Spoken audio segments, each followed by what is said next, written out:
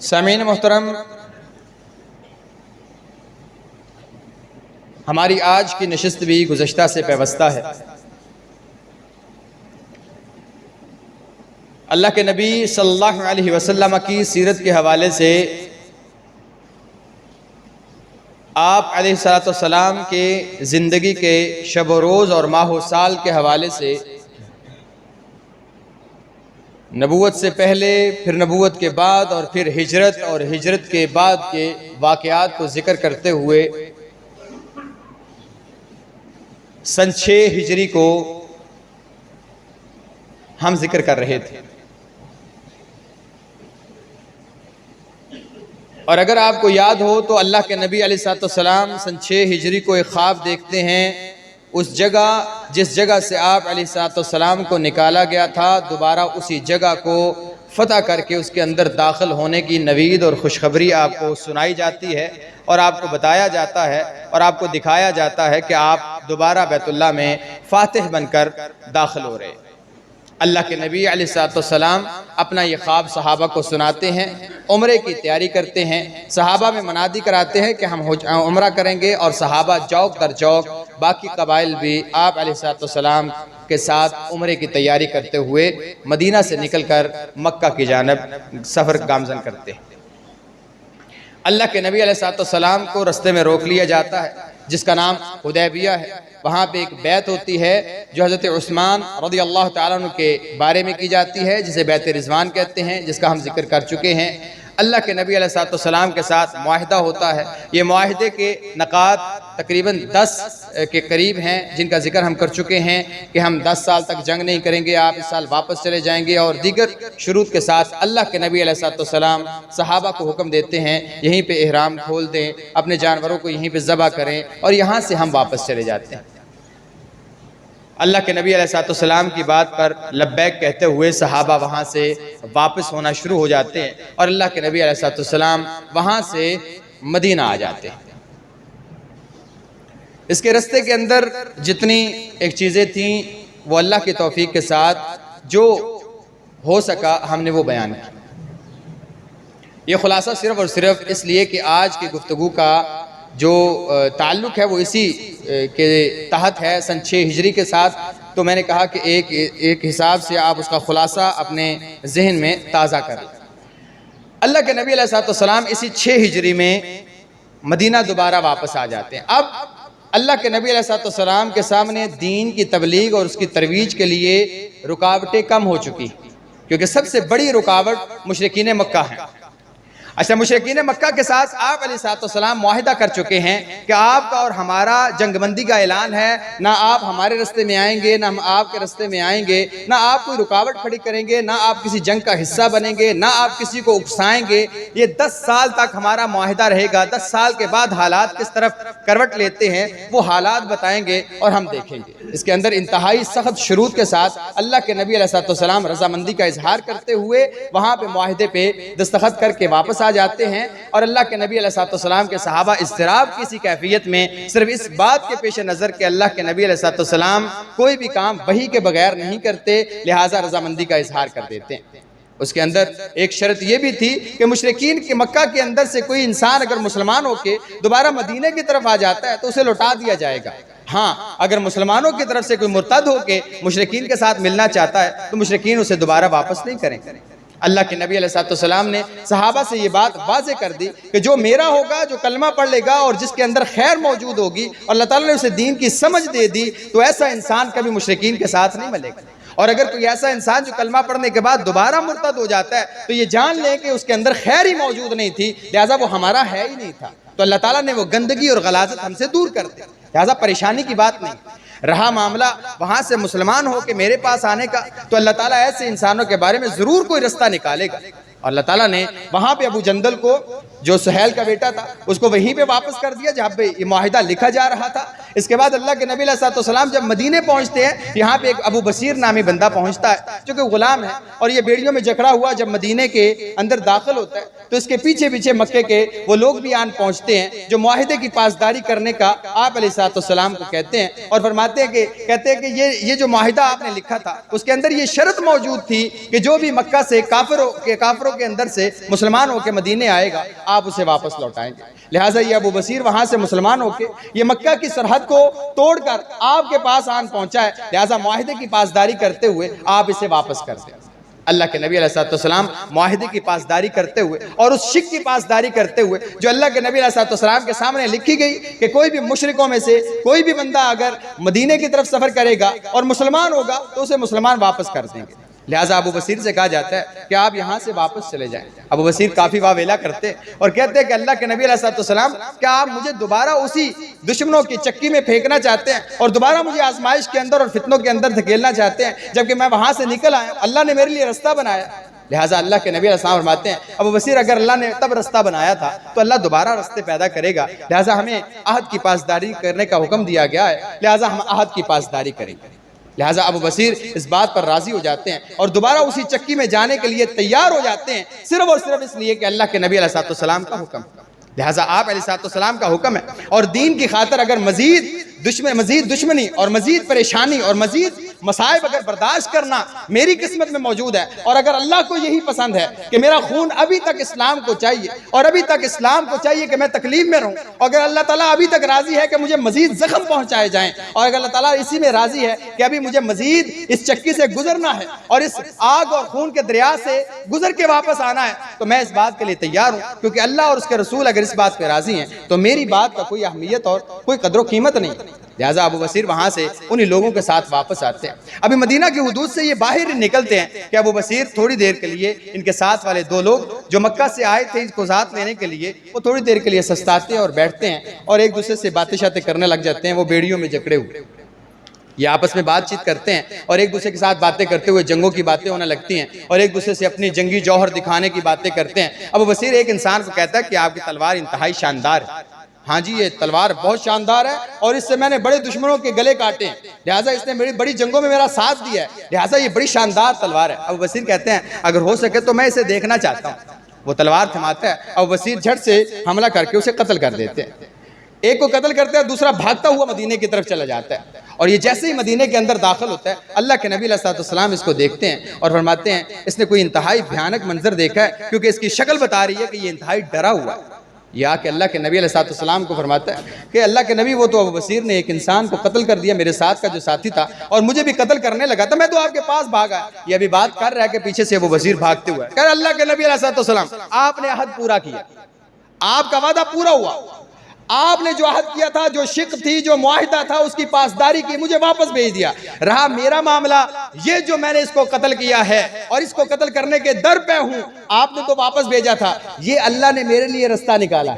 अब तो आप कहा इसको पकड़ो, अगर ये बात वहां पहुंच गई तो ये जंग भड़का देगा, यानी इस मामले से जंग बन सकती है। और अल्लाह के नबी अलैहिस्सलाम मजीद जंग चाहते नहीं थे और आपका दिल था कि इस्लाम की जो तबलीग है और इस्लाम की जो रोशनी है वो दूर दराज तक फैले, हम जंगों से निकले, लोगों को कम से कम बात सुनने का मौका मिले, लिहाजा इसको पकड़ो। लिहाजा अबू बसीर वहाँ से भाग जाते हैं और यहाँ से निकल कर साहिल समंदर जो आजकल ईस नामी जगह है वहाँ पे जाके बसेरा कर लेते हैं। अब मक्के के अंदर ये बात पता चल जाती है कि वहाँ पे अबू बसीर ने डेरा डाला। अब यहाँ से जो भी इंसान मुसलमान होता है मक्के वालों से, वो वहाँ से भाग के मदीने नहीं जाता, क्योंकि मदीने के तो मुआहिदा था कि मदीने में कोई आएगा तो आपने वापस कर देना। अब उन्होंने कहा मदीने गए तो अल्लाह के नबी अलैहिस्सलाम वापस कर देंगे, लिहाजा उन्होंने यहाँ से निकले और साहिल समंदर पे जाके डेरे डाल लिए। यहाँ से अबू जंदल को पता चला, वो भी भागे और उनके पास, अब वहाँ से जो कमजोर इंसान उनके पास मुसलमान होता वहाँ से भागता और यहाँ अबू बसीर के पास आ जाता। यहाँ एक अच्छा खासा गिरोह तैयार हो गया। अब इन्होंने क्या किया, इन्होंने ऐसा किया, यहाँ से जो शाम की तरफ काफिले इन मुशरिकीन के तिजारत की तरफ से जाते थे ये इनको रोकने लगे। मैंने कहा कि अच्छा, मक्के से तुमने निकाला, मारा भी, पीटा भी, तुमने हमारी जिस्म का भी सौदा किया, हमारे माल का भी सौदा किया, तुमने हमारे से सब कुछ छीन लिया, लिहाजा हमारा हक बनता है कि तुम्हें रोकें। लिहाजा यहाँ से हर गुजरने वाले रास्ते, अल्लाह के नबी अलैहिस्सलाम मुआहिदे से आज़ाद है, लिहाजा यहाँ से हर गुजरने वाले रास्ते को वो ताकने लगे। मुशरिकीन को बड़ी परेशानी हुई कि मुल्क शाम से तिजारत नहीं होगी तो हम तो भूखे मरेंगे, तो अब माल भी जाएगा वहां पे जो चौकीदारा करने के लिए, और तिजारत के घर से जो लोग जाएंगे वो ताजिर भी मारे जाएंगे। लिहाजा उन्होंने हाथ जोड़ते हुए खत लिखा और अपनी रिश्तेदारी और अपने तमाम नसब नामों का वास्ता दिया कि आप बड़े शरीफ नसब आदमी हैं, आप बड़े माफ करने वाले हैं, आप फलां हैं, अल्लाह का वास्ता है, हम खुद मुतालबा करते हैं हमारे मुआहदे से उस शिक को निकाल दिया जाए, यहाँ से जो मुसलमान होकर आपके पास आना चाहता है उसे अपने पास रखे, वहां से उन लोगों को बुला लें। लिहाजा इस तरह इस शिक का खात्मा हुआ और अल्लाह ताला ने ऐसे लोगों के लिए रास्ता निकाल दिया। अब वहां से जो भी आता, चूंकि मुशरिकीन के कहने के मुताबिक ये शिक का खात्मा कर दिया गया था, लिहाजा अब जो भी वहां से आता अल्लाह के नबी अलैहि सल्लम उसे वापस नहीं भेजते। ऐसे में एक औरत भी वहां से हिजरत करके आती, इस माहिदे के खत्म होने से पहले एक औरत भी आती है जिसका नाम उम्मे कुलसूम है। ये उम्मे कुलसूम वहां से छुप के छुपा के बचते बचाते मदीना पहुंचती। जैसे ये मदीना पहुंचती है पीछे से लोग आ जाते हैं, कहते हैं अल्लाह के नबी आपके साथ मुआहिदा था, तो इस औरत को वापस भेजे। जानते ही उम्मे कुलसूम कौन है? आपने बड़ी सीरत की किताबों में और छोटी छोटी किताबें जो आजकल इस्लामियात हैं उसके अंदर भी जब मसाइब का और परेशानियों का तज़किरा किया जाता है, या इस्तिकामत और इस तरह की बातों का तज़किरा किया जाता है अल्लाह के नबी अलैहिस्सलाम की सीरत के हवाले से, तो इस बात को ज़रूर जिक्र किया जाता है कि अल्लाह के नबी अलैहिस्सलाम नमाज के दौरान सजदे की हालत में थे तो एक शख्स ने आपके ऊपर गंदी ओजड़ी फेंकी थी। ये उक़बा बिन अबी मुअय्यिद था। जानते हैं ये उक़बा बिन अबी मुअय्यिद जितना नजस इंसान था, इसकी नस्ल से अल्लाह के नबी अलैहिस्सलाम के मानने वाले पैदा हुए। ये उम्मे कुलसूम इसी की बेटी थी। उक़बा बिन अबी मुअय्यिद की अपनी बेटी मुसलमान हो चुकी थी और परेशान थी। जब अल्लाह के नबी अलैहिस्सलाम ने मक्के में ऐलान किया था, ये तब से मुसलमान हो चुकी थी, लेकिन आने का कोई रास्ता नहीं था। अब ये भागते बचते बचाते, अब यहाँ पे एक बात सोचने की, वो सोचने की क्या बात? उम्मे कुलसूम को पाला किसने? उसके माँ बाप ने। घर छोड़ा, माँ बाप छोड़े, अपने दोस्त अहबाब छोड़े, जो सहेलियां थी वो छोड़ी, अपना वो कुंबा और कबीला छोड़ा, सब कुछ छोड़ दिया। किसकी खातिर? दीन की खातिर, कि अल्लाह के नबी अलैहिस्सलाम की तालीमात पे अमल कर। वो मक्का छोड़ के मदीना चली गई, किस लिए? दीन पर अमल करने के लिए। यहां पैसे और टके की खातिर दीन को खैर आबाद कह दिया जाता है। हम ऐसे इलाकों का सफर करते हैं जानबूझ के, माज़रत के साथ, मैं इस चीज़ के खिलाफ नहीं हूँ, उलमा इजाज़त देते हैं, और मैं तो आलिम भी नहीं हूँ, मैं तो एक तालिब इल्म हूँ। उलमा इजाज़त देते हैं कि आप जा सकते हैं बिलाद कुफर में जाएं माश के लिए, लेकिन अगर आपके पास इतनी एबिलिटी है कि आप अपने दीन पर कायम रह सकें और आपको ज़रूरत है, आप हाजत है, और आप तो सो ऑन ढेर सारी शुरूत के साथ, तो मैं ये फतवा नहीं देता कि सफ़र ना करें। लेकिन बात करने की यह है कि मैंने कितने ऐसे नौजवान देखे, कितने ऐसे ख़ानदान देखे जो मजबूर हैं कि उनको दीन के ऊपर अमल करने की आज़ादी नहीं है। वो अपने बच्चों की तरबियत दीन के मुताबिक नहीं कर पाए, उनकी नस्लें उजड़ गई, तबाह हो गई। वजह, हमें पैसा अजीज था। उम्मे कुलसूम अपने माँ बाप को छोड़ के, यहाँ पे सारे के सारे मुहाजिरीन सहाबा अपने पूरे का पूरा कुंबा कबीला छोड़ के सिर्फ दीन के ऊपर अमल करने के लिए भूखे प्यासे, और अपने बास तो अपने ऊपर पहनने वाली चादरें भी दे के आ गए। सिर्फ एक चादर थी जो अपने सतर को ढांप के वहां पहुंचते हैं, और अल्लाह के नबी अलैहिस्सलाम वहां उसे देख के कहते हैं रबिहल बे, जो सौदा करके आया कामयाब हो गया। तिजारत गई, बागात गए, पैसा गया, जायदाद गई, घर गया, यार गए, दोस्त गए, खानदान गया, कुंबा गया, कबीला गया, बचा क्या? दीन। अल्लाह के नबी कहते हैं जो दीन बचा है तो सब कुछ बच गया, कुछ भी नहीं गया। यहाँ दीन बेच के उन टकों की खातिर यहाँ से सफर किया जाता है। फिर जाकर कहते हैं मौलवी साहब यहाँ पे सूद लेना वो मजबूरी बन जाती है, यहाँ पे घर लेना है लिहाजा वो सूद पे देते हैं, क्या करें? तो मौलवी साहब क्या करें? मौलवी साहब क्या करें? क्या दीन में गुंजाइश निकालें आपके लिए?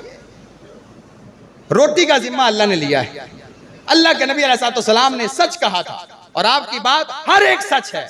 अल्लाह के नबी अलैहिस्सलाम ने इरशाद फरमाया था, एक इंसान के पास सोने की पूरी वादी हो, वादी पता क्या कहते हैं? दो पहाड़ हो, पहाड़ों के दरमियान जो खाली जगह होती है उसको वादी कहती है। ये भर कर सोना हो, यानी उसको भरा जाए सोने से, वो पहाड़ों के बराबर हो जाए, इतना सोना हो, तो ये बंदा क्या कहेगा? एक और हो, गुजारा नहीं होता मौलवी साहब, तान नहीं पता, खर्चे बड़े, इसका पेट मिट्टी नहीं भरना है, ये कभी नहीं भरेगी। उसका दिल होगा एक और, तो आपकी जो ख्वाहिशात हैं वो तो होंगी, शायद ये भी ज़रूरत है, ये भी ज़रूरत है, ये हाँ ज़रूरत है, लेकिन इन ज़रूरियात को उज़र बनाकर दीन का सौदा ना करें। अल्लाह का वास्ता है। हमारे हर बच्चे का, हर नौजवान बच्चे का ये ख्वाब है, क्या करना है, पढ़ते क्यों नहीं, बाहर जाना है। कोई काम क्यों नहीं करते, बाहर जाना है। काम करके की करना है, बाहर जाना है। बाहर क्या जाना है, डंकी लानी या यूरोप जाना है। हाँ, उम्र के उस हिस्से में जब एक नौजवान को दीन का मुजाहिद होना चाहिए, इस इंसान को कलमे का तर्जमा नहीं आता और आप ऐसे जहन्नम में उसे फेंक रहे हैं जहां वो दीन का सौदा कर बैठेगा और क्या क्या करेगा, ये सारे का सारा एक वालिदैन इंसान को सोचना चाहिए।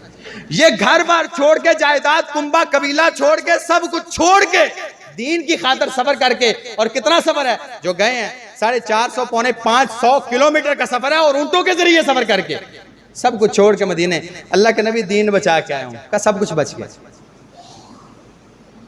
प्रायोरिटी है, सब तरजीहात हैं जो कि हमारी नहीं है, जो कि हमारी नहीं है।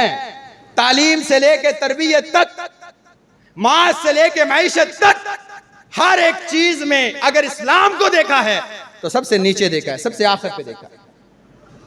प्रायोरिटी क्या है, पैसा, दुनिया, शोहरत, इज्जत, शरफ, मकाम।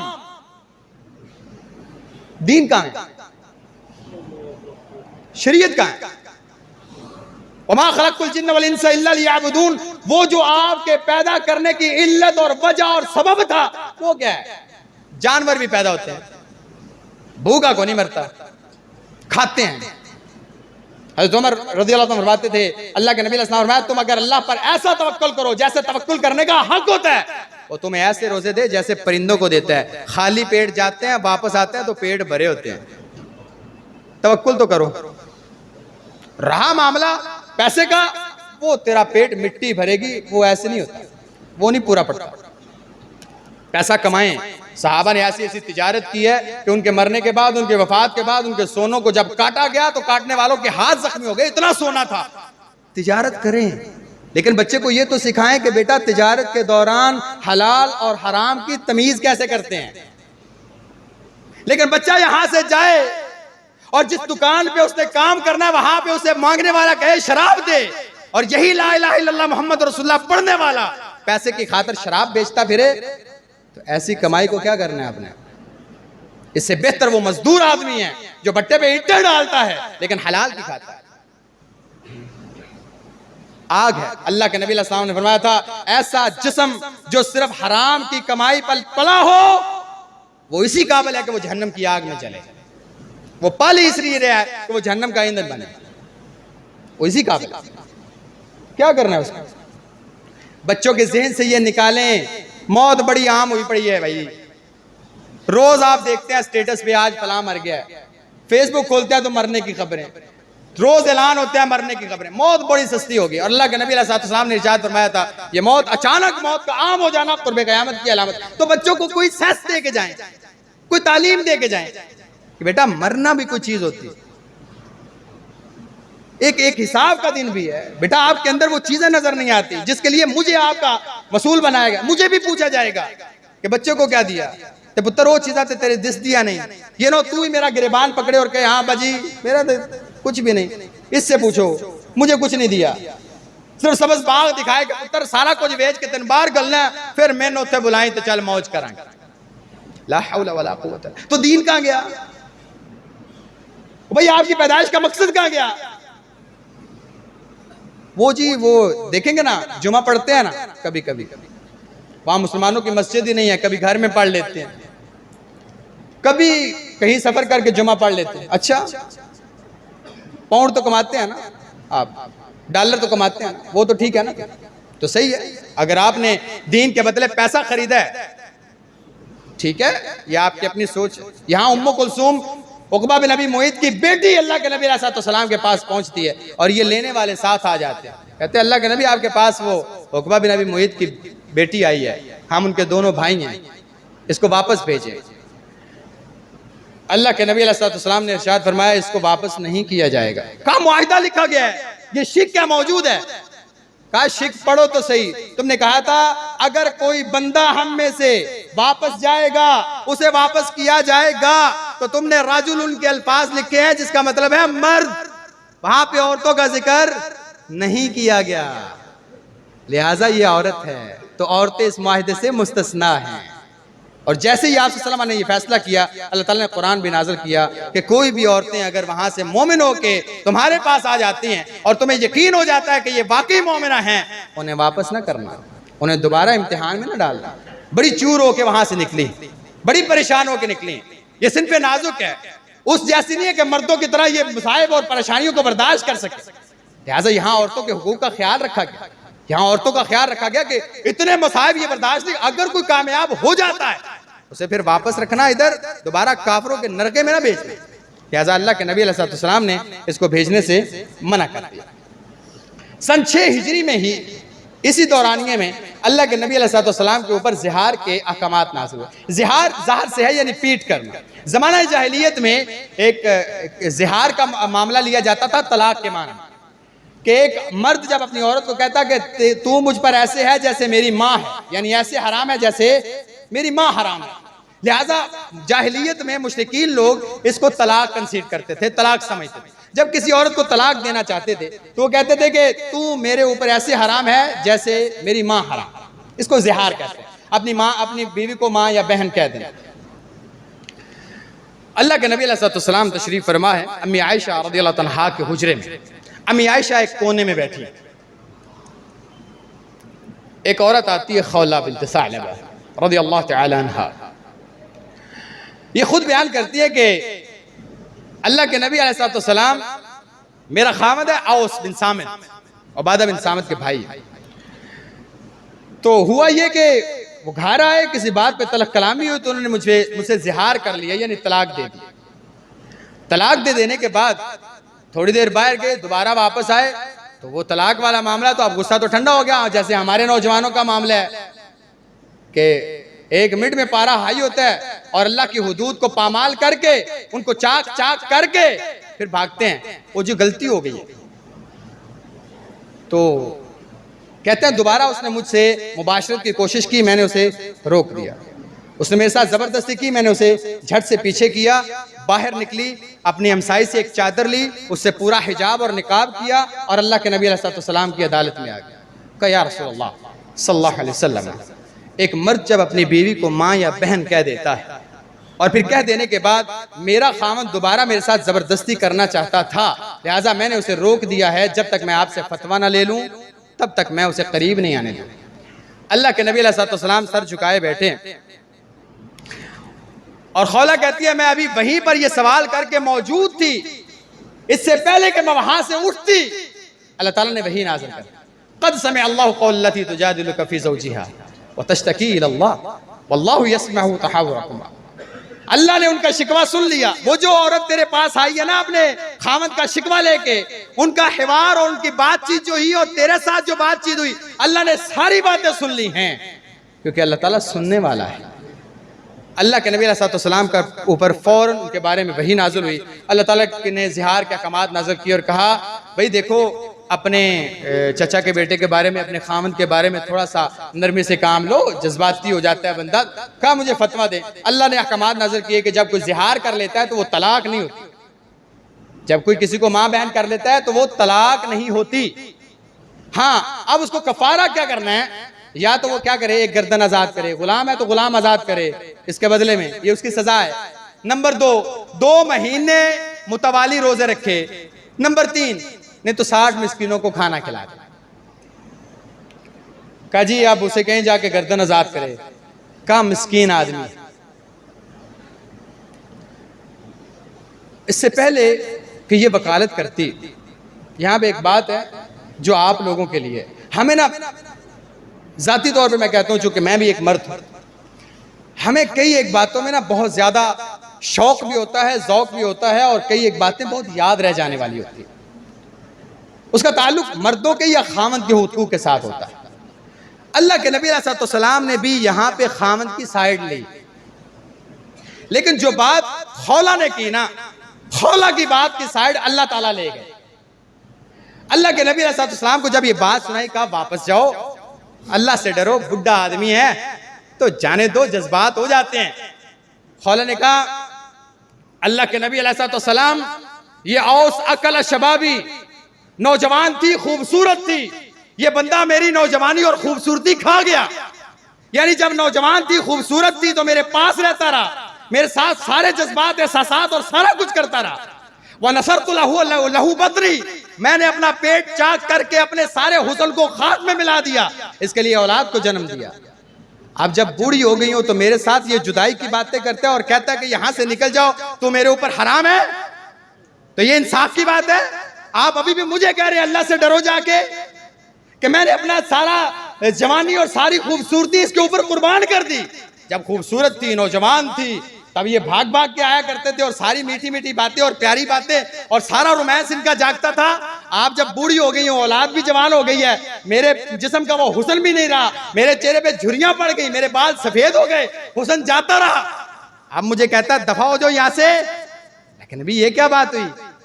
कहते हैं मैं वहां से उठ ही नहीं थी। अल्लाह ने फरमाया हाँ ये सही कह रही है, उसे कहो एक गुलाम आजाद करे। ये जो बात की है मुनकरम मिनल कौली वजूरा, इंतहाई बुरी बात की है उसने, ऐसा नहीं करना चाहिए। हमारे यहां भी यही है, क्या ऐसे नहीं? जानते क्यों है? फिर वही बात आ जाएगी। हम बात करते हैं ना असल में, चूंकि मौलवी जो हुए, क्या करें जी, हाँ मौलवी जो हुए, बात करें जब दीन की बुनियादी चीजों की, कहते हैं वही गल्ला आ जाके वुजू नमाज फला। भाईजान आपको अभी वो चीजें पता ही नहीं तो क्या करें? एक बच्चे को शादी हो गई, शादी वाले दिन बच्चा जिस चीज से सबसे ज्यादा घबराया होता है, जानते हैं क्या है? हाँ, कलमे। क्या एक मुसलमान का हक बनता है कि जब वो शादी करवाए और शादी वाले वो सीट पे बैठा हुआ घबराया हुआ किस चीज से है? वो 4 दुआओं से।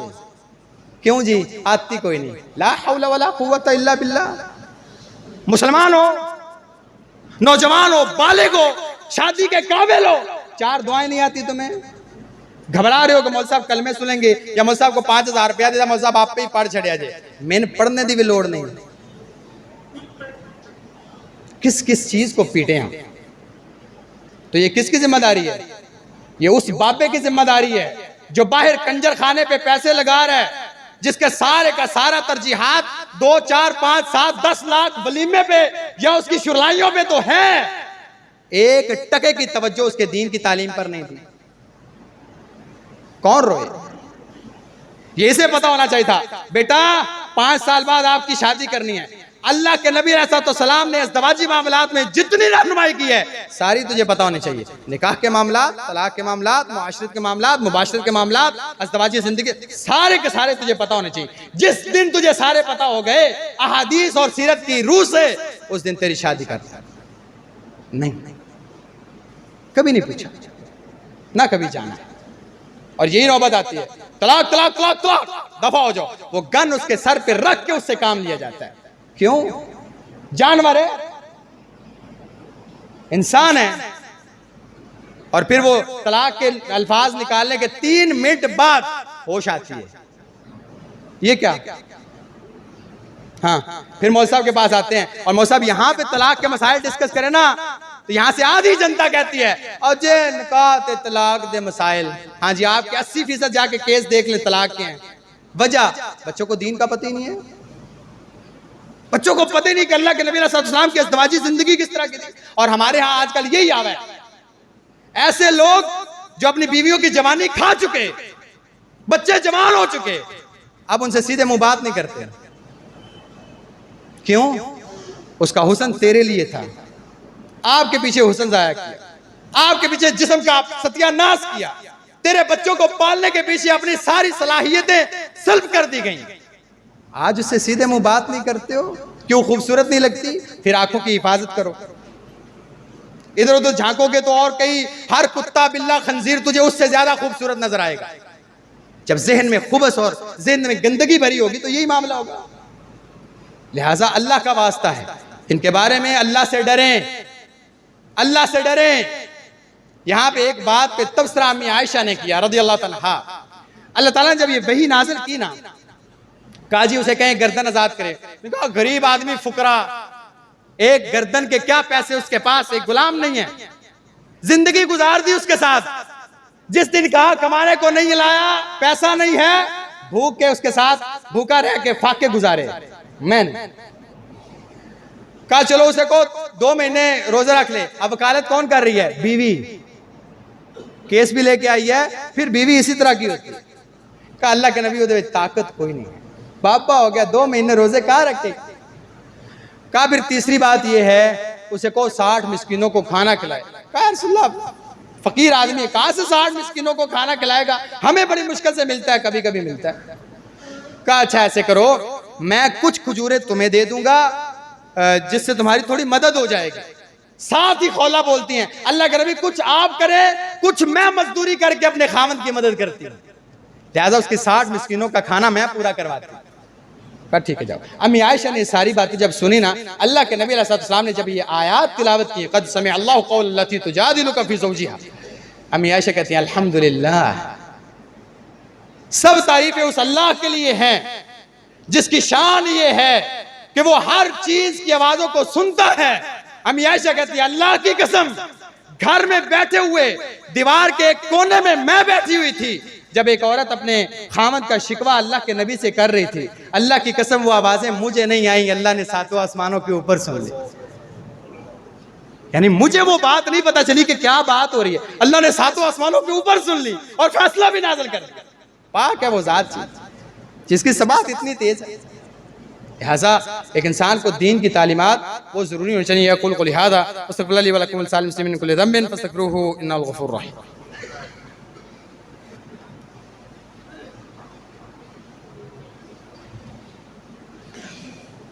इन्नल हम्दुलिल्लाह नहमदुहु व नस्तईनुहु व नस्तगफिरुहु व नु'मिनु बिही व नतवक्कलु अलैहि व नअऊज़ु बिल्लाहि मिन शुरूरि अनफुसिना व मिन सय्यिआति अमालिना मन यहदिहिल्लाहु फला मुदिल्ल लहु व मन युद्लिलहु फला हादिय लहु। अम्मा बअदु फ़इन्न खैरल हदीस किताबुल्लाह व खैरल हदी हदी मुहम्मदिन सल्लल्लाहु अलैहि वसल्लम व शर्रुल उमूरि मुहदसातुहा व कुल्लु मुहदसतिन बिदअह व कुल्लु बिदअतिन ज़लालह व कुल्लु ज़लालतिन फिन्नार। अऊज़ु बिल्लाहि अस्समीइल अलीम मिनश शैतानिर रजीम मिन हमज़िही व नफ़ख़िही व नफ़ख़िही बिस्मिल्लाहिर रहमानिर रहीम वज़क्किर फ़इन्न ज़िक्रा तनफ़उल मुमिनीन सुब्हान रब्बिका रब्बिल इज़्ज़ति अम्मा यसिफ़ून व सलामुन अलल मुरसलीन वल्हम्दुलिल्लाहि रब्बिल आलमीन। अहबाब गिरामी, आज की इस मजलिस से हमें ये बात पता चली कि सहाबा किराम का ईमान कितना मजबूत था। नंबर 2, हमारे करने के काम ये हैं। देखिए भाई, मैं बात बात पे या बार बार और इससे पहले भी कई बार ये बात बबांगे दोहल कह चुका हूं। अगर आज के मुआशरे में आपको लगता है कि दीन के ऊपर अमल करना एक मौलवीइज्म है और मौलवी हमारे मुआशरे का बदनाम तरीन इंसान है, अल्लाह की कसम अगर दीन पे अमल करना आपको मौलवी लगता है तो हर इंसान तब तक कामयाब नहीं होगा जब तक वो मौलवी नहीं होता, क्योंकि दीन ही बुनियाद है। आप कुछ भी कह लें, मौलवियों के अंदर देखें जी, इंसान है, गलतियां उससे भी होती हैं, हमारे अंदर भी ढेर सारी खामियां हैं, अल्लाह ने पर्दे डाले हुए हैं। लेकिन इसका यह मतलब नहीं है कि मौलवी जो नहीं होता उसके अंदर खामियां नहीं होती। क्या ऐसा है? नहीं। मदारिस के अंदर खामियां हैं तो क्या MBBS कॉलेजेस में नहीं है, मेडिकल कॉलेजेस में नहीं है? हैं, उजागर की जाती है? नहीं। लिहाजा खराबी का होना इस बात की अलामत नहीं है कि आप उससे दूर भागे। आप अपने इस्लाह करें, दीन प्रायोरिटी पर रखें, अल्लाह का वास्ता है। बच्चों को वो दे के जाएं जो आपके लिए सायादार दरख्त बने। नहीं दे के जाएंगे तो ये बच्चे कल क़यामत के दिन आपका गिरेबान पकड़ेंगे। बाकी फैसला आपका अपना है, क्योंकि हर एक मसूल है, अल्लाह ताला उसके बारे में आपसे सवाल करेगा। एक ऐलान है, 26 मार्च बरोज हफ्ता दिन 3 बजे मरकजी जामे मस्जिद उमर बिन खत्ताब चक नंबर 23 मलकवाल में हज़रत मौलाना सैफुल्लाह खालिद मुल्तानी साहब का खिताब है। तमाम अहबाब उसमें ज़रूर शरीक हों। रमज़ान की आमद है, दुआ करें अल्लाह ताला हम सब को वो सातें नसीब फरमाए और उसके लिए तैयारी करें, अपने बच्चों को तैयार करें, अभी से जहन बनाएं, मस्जिद की आदत डालें। ढेर सारी ऐसी चीज़ें हैं जो तैयारी में आती हैं, लेकिन वक्त इस चीज़ की इजाज़त देता। अल्लाह हम सब के गुनाहों को माफ़ फरमा, हम सब के नेक अमाल कबूल फरमा। अल्लाह हम सब के नेक अमाल कबूल फरमा। अल्लाह हमें हमारे वालिदैन के लिए सदका जारिया बना। अल्लाह हमारे नेक अमाल या टूटे फूटे अमाल अपनी बारगाह में कबूल फरमा। अल्लाह हमारी ख़ताओं और गुनाहों से दरगुजर फरमा। अल्लाह तमाम बीमारों को शिफाए कामिला आजिला अता फरमा। अल्लाह सेहत वाली सलामती वाली ज़िंदगी अता फरमा। अल्लाह सलामती वाली ज़िंदगी अता फरमा। अल्लाह हमें इस्लाम वाली ज़िंदगी ईमान वाली मौत अता फरमा। रब्बना तक़ब्बल मिन्ना इन्नका अंतस समीउल अलीम व तुब अलैना इन्नका अंतत तव्वाबुर रहीम व सल्लल्लाहु तआला अला खैरि खल्क़ि मुहम्मद व अला आलिहि व सहबिहि अजमईन रहमतिका या अरहमर राहिमीन आमीन।